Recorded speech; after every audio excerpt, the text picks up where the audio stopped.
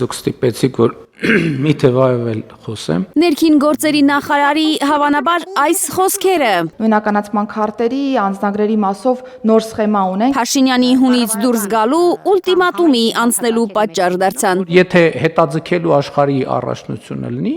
մեր կառավարությունը կբռնի առաջին տեղը։ Կառավարության ընդունած որոշումները հետաձգվում են, որովհետև Փաշինյանը նկատել է, գործընկերներն իրենց լուրջ չեն ընդունում, իրենց հետ հույս չեն կապում։ Որովհետև ես համոզված եմ, որ շատ մեր հարգելի գործընկերներ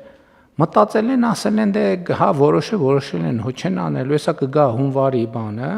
դեկտեմբերի 31-ը եւ կհետաձգվի։ Այդպես է եղել նույնականացման քարտերի հետ։ Եկամուտներին հայտարարագիրը Դեռ 2022-ին որոշում են ընդունել, որ 2025-ին Հայաստանի առնվազն 400,000 քաղաքացի պետք է եկամուտների պարտադիր հայտարարագրում լրացնի։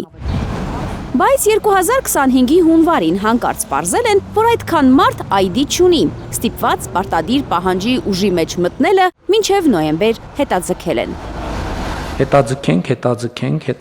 երևի հետաձգենք, ճիշտ է հետաձգելն է, երևի հետաձգենք, թողենք բանը ու գալիս է ցիկլը, տոները անցնեն,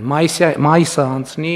ամառը անցնի, սփխեչը անցնի, զատիկը անցնի, Սուրբ Ծնունդը անցնի, Նոր տարին անցնի։ Կամ հետաձգում, կամ աշխատանքից ազատման դիմում։ Փաշինյանը ընտրության առաջ է կանգնեցնում կաբինետին։ Չի հետաձգվելու ոչ մի բան, չի հետաձգվելու։ Բացարձակապես, այս պահին ինչ ուժի մեջ է ոչ մի բան, այլևս ոչ մի հետաձգում։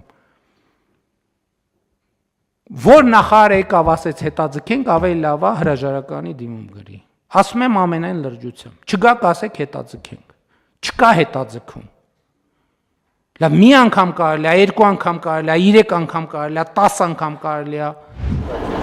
151,000 մարդ այս պահի դրությամբ սպասում է իր նույնականացման քարտին։ Ոստիկանության անձնագրային բաժանմունքներ մտնելու հերթում են 54,000-ը, իսկ մյուսների ID-ները դանդաղ, բայց տպվում են։ Իդեպ, մի խոստովանություն է անում Փաշինյանը։ 2 պրինտեր բերելու համար 1 անձից հերթական գնումն են արել,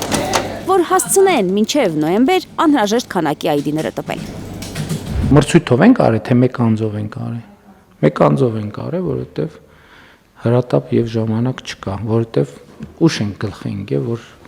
տենց հարց կա։ Լավ, ամեն դեպքում։ Մի հուսադրող լուր ունի Փաշինյանը կաբինետի համար։ Աշխարհի բոլոր կառավարություններն են դանդաղ։ Էստոնյան վկա։ Էստոնիայում թվայնացումը տևել է ինչքան։ Ուղիղ 35 տարի։ Ուղիղ 35 տարի։